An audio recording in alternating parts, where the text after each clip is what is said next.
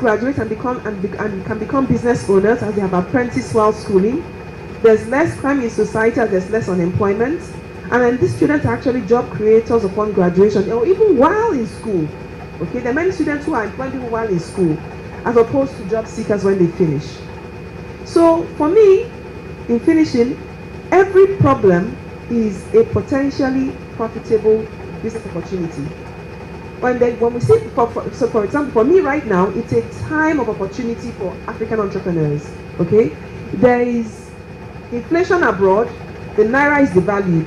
We're now going to be compelled to look inwards for import substitution. So please don't have a pity party. This is our time. Okay, what is it that we were importing that we can begin to produce? What we just need now are for policymakers to begin to support local production. Again, devaluation is good for exports. We're talking about moving from consumption to production. Okay? When your currency is devalued, your exports are cheaper and therefore more attractive. So this is a time for us to see how we can free up the bottlenecks in the export process so that local things can go abroad. Jaffa syndrome has created a huge diaspora market, which means that anything you have to sell, whether it is crayfish, I don't know, coconut candy, what's it called? There's a huge market. Chin chin, as local as it is, there's nothing you can't take to another level so long as you do it well and you package well. Okay, so there's a huge export market there for us. So please, let's not have a pity party. Let's make the best of any situation we find ourselves in, and this is one of such. So if Africa has many problems, it means Africa has many opportunities. And if Nigeria has many problems, it means Nigeria has many opportunities. So my final slide is this. First, let's have a mindset change, okay? Rather than develop students who are looking for jobs, let's develop students who use their knowledge to solve problems. Let's empower them to understand the principles of business success, and let's make them impact-driven. Learn to make money from making a difference. If you look at the biggest businesses in the world, the wealthiest entrepreneurs, from Bill Gates to Jeff Bezos, they didn't become wealthy because they wanted to make money. They were passionate about solving a problem, and their solution was so useful, everybody was willing to pay for it. That's how they became wealthy, okay? So the process to create wealth in a sustainable way is to look for something everybody needs. Like Jack Ma will say, if you want to remain small, solve small problems. If you want to be big, solve big problems. Okay, so this is the mindset we need to develop people with. So I'm going to stop here. Thank you very much. We'll be brief, and I'd like to start by thanking all the organizers of this, event. I'd also like to recognize and tell my fellow panelists how humbled I am to be in your midst. And to all the distinguished people in our midst, thank you for this opportunity, and I'm glad to be here. I must say particularly to Mr. Peter Obi, we in the diaspora very much appreciated the clearness of your message and how you laid out what our country could be, and others in this system. I want to start also by thanking Professor Pat Utumi, who I am privileged to call a friend. I'd like to start with, how did I get to know him? I got to know him through a physician who is an entrepreneur.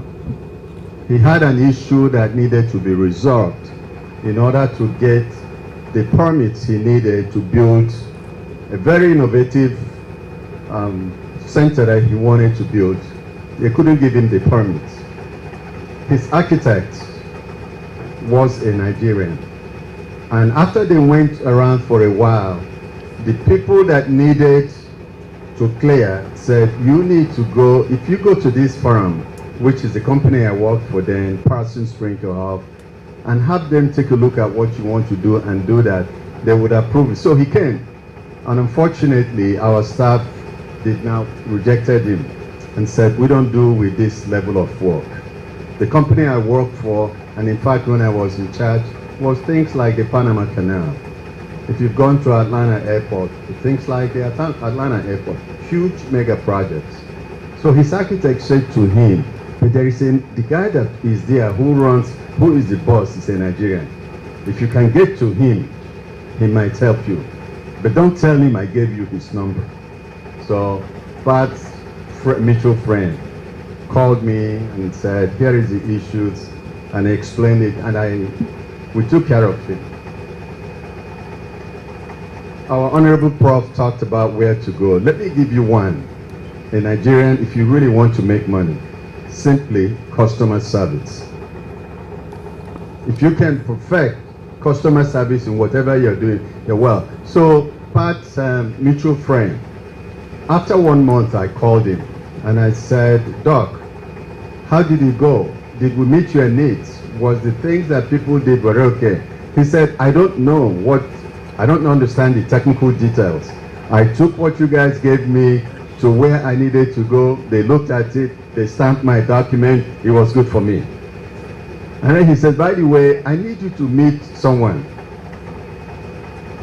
And he mentioned him, and I said, oh, no, your case is gone. He kept pressing. He said, I need you to meet him. You will really like him. So Pat was visiting one day in US. A lunch was arranged, and we met. And since then, we've been friends. And at another time he came, I saw how involved he was in the issue of the country. And I came to pick him at the airport and ask him a question with my friend that I've never forgotten. I asked him, why are you doing all this? Why did you choose to be in Nigeria and live in Nigeria and all the things that are going on? I don't know if he will remember. He says to me, I am working to provide answers for my children. But I don't know if you remember that. That has always stuck with me. It says, when my children ask me, Dad, for all these issues in Nigeria, what did you do? I want them to have an answer. That's why I am here. I'm now going to speak about my work life. My wife is here with me.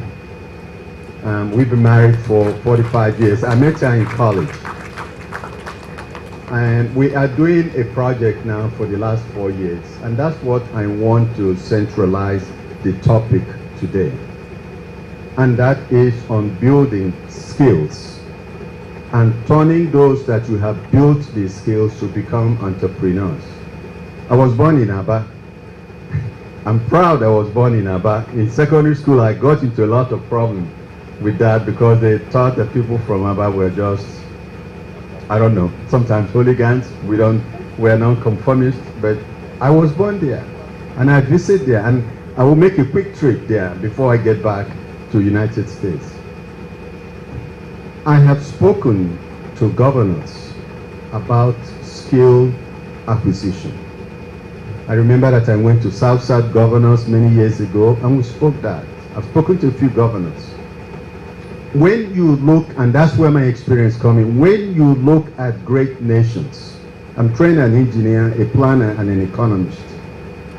Those people are not really the people that build the nations. Nations are built by technicians and artisans. When I walk into a building, like I went to Central Africa, I can tell you the level of the artisans in that nation.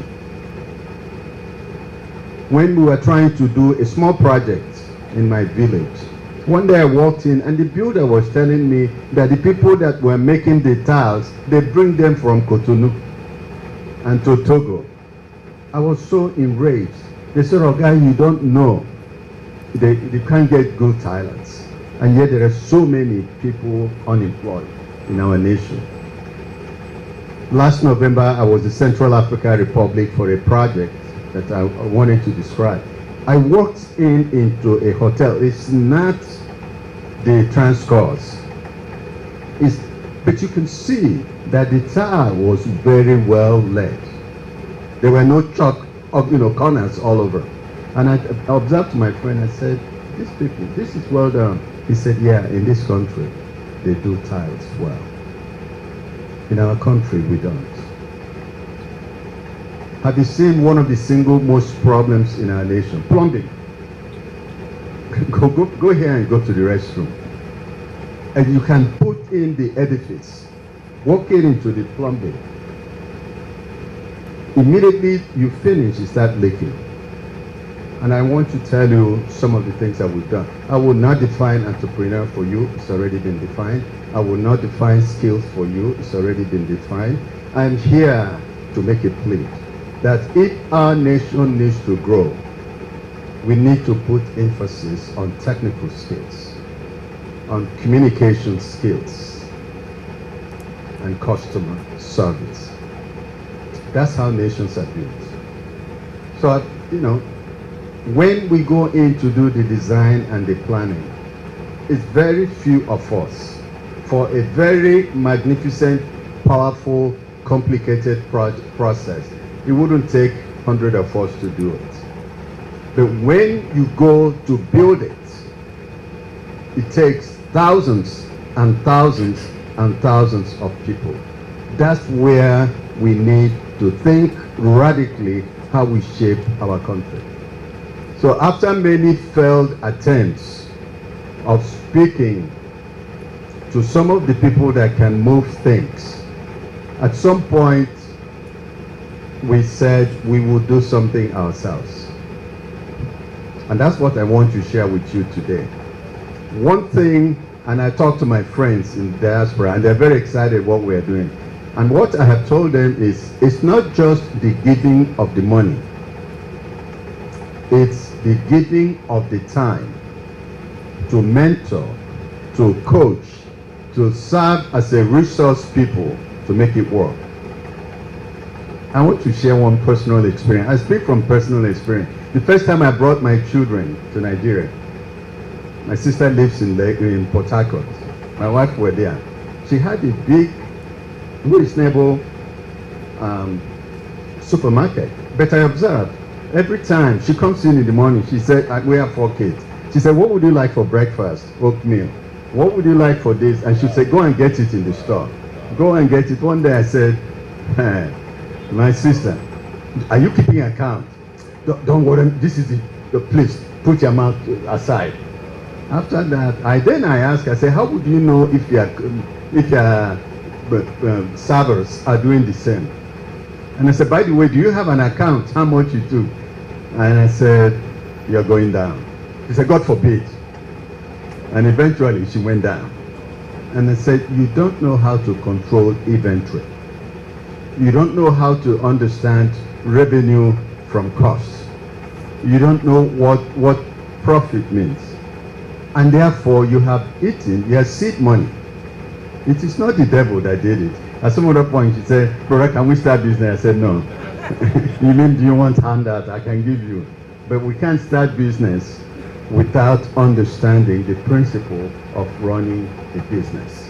So to acquire skills, then the next one is to understand the risk taking, is to understand the capital, is to understand how to manage people, is to understand customer service.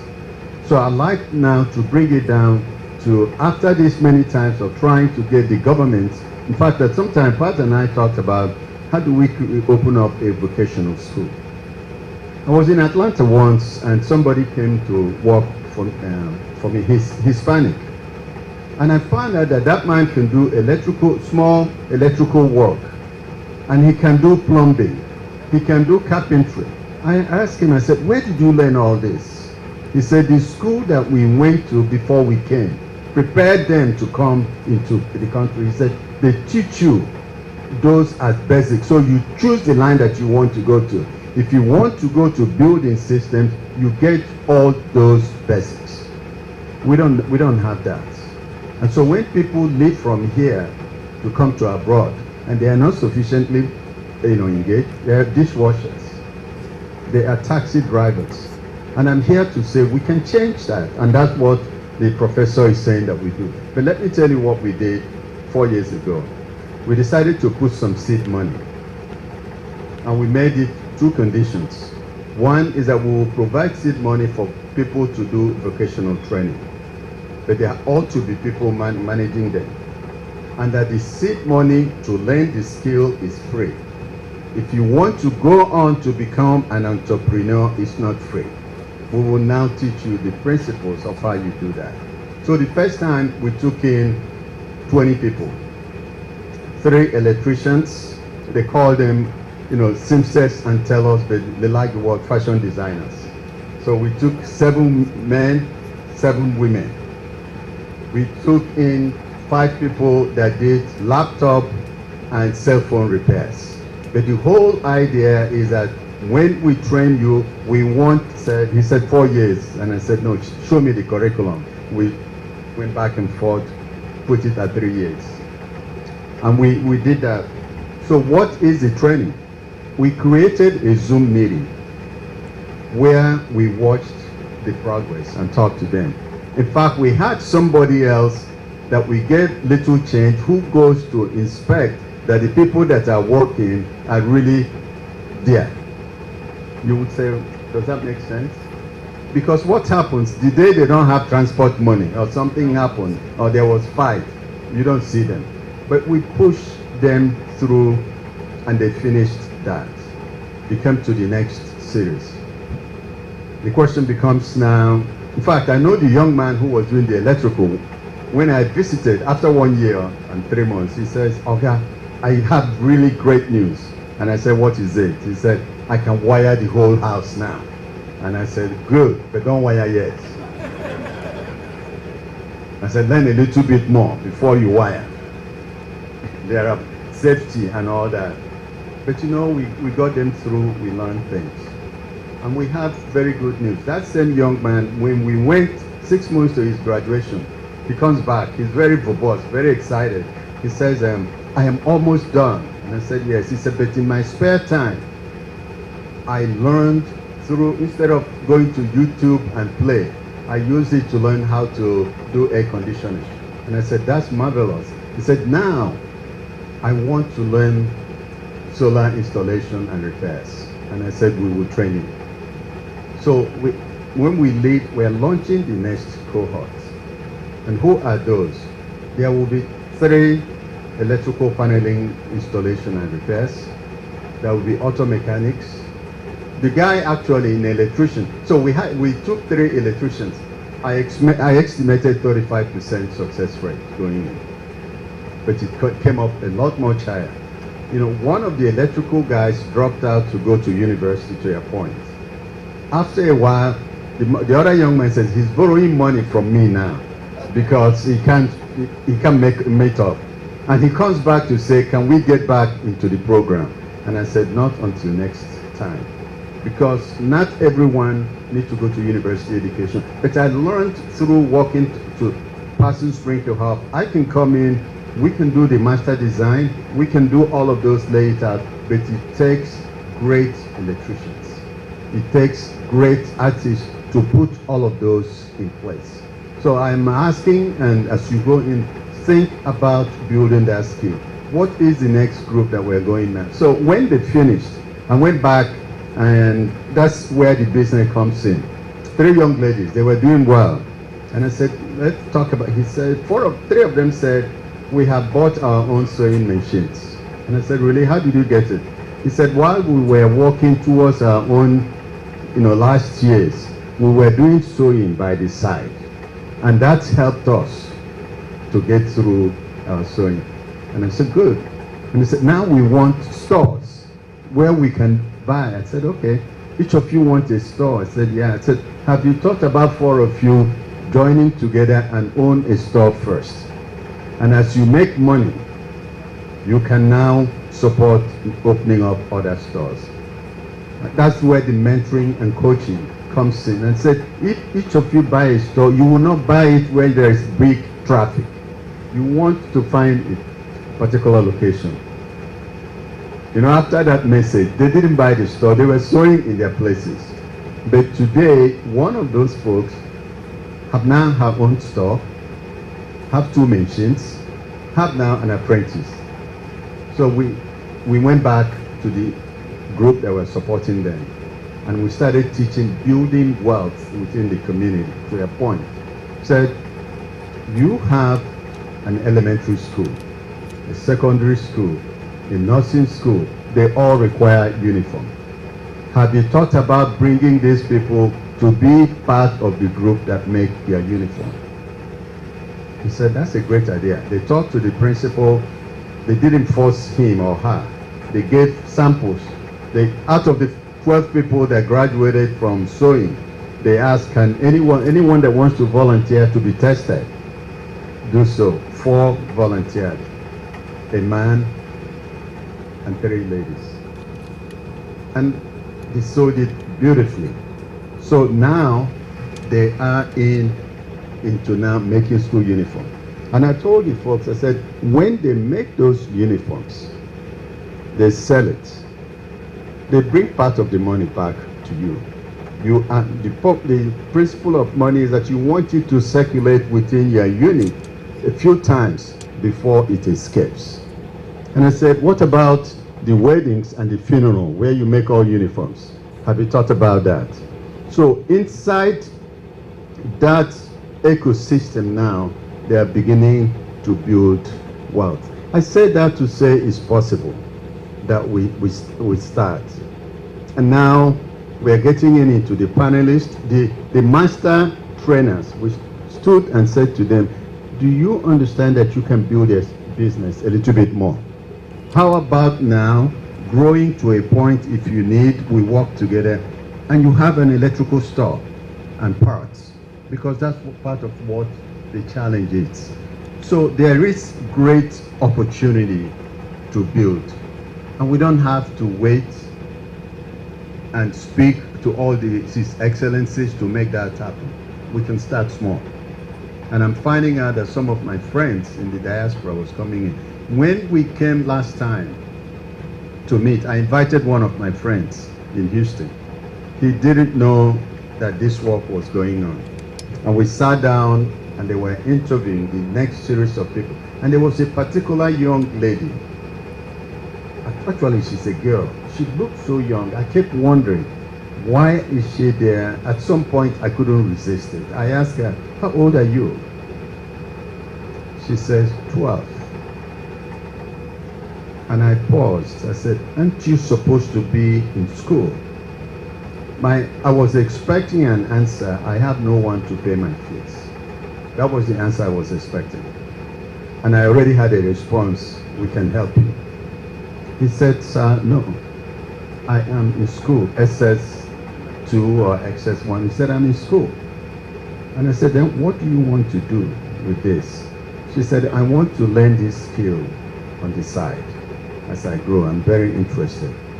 Later on, the coordinators called me aside and said, she's 12. She is the oldest. Her father is a pastor, not barely paid. She is worried about where the next meal comes. And she wants to be do this to take care of her family at 12. My friend broke down. So there are opportunities to intervene and to help. I know we are running out of time, but let me summarize it very quickly. Is that skills acquired and deployed correctly build nations. I have 5 degrees, so I'm not here knocking on college education, no. But I'm saying that there ought to be a proportionate distribution of people that design, the creative class, people that build, people that maintain. That we need that, and every growing nation needs that. When we build skill acquisition, I want us to think about the next phase. People talk a lot. In the diaspora, we have many mixed feelings. And many, misery loves company. And we talk a lot about what's wrong in the country. There are a lot of things that are good. But one of the things that was once bad was a friend of mine here in Lagos. Pat knows him. He built good mansion. They had electrician do all the work, put all the sockets. And when they came in from overseas to put it and put in to plug in, there was no power.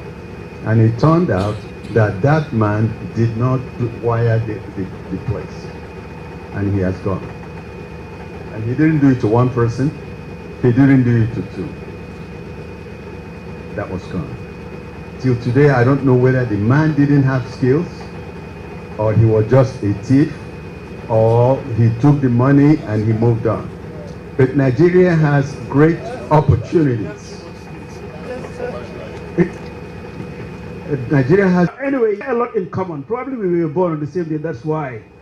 Entrepreneur, activist. We were in Wharton together, Harvard Business School. We roam around the world when we were young, advocating for the things that we are responsible for now. And I don't think it was any accident that those of us who were there were put together, because Wole Edun was one of us, Ken Oforiata, the family. And I tell people all the time, I do a lot of public speaking these days, but I tell people that, all of you know my uncle, and I'm sure is in Nigeria. And what I do, we were talking about entrepreneurship. Entrepreneurship is all about identifying challenges and turning them into opportunities.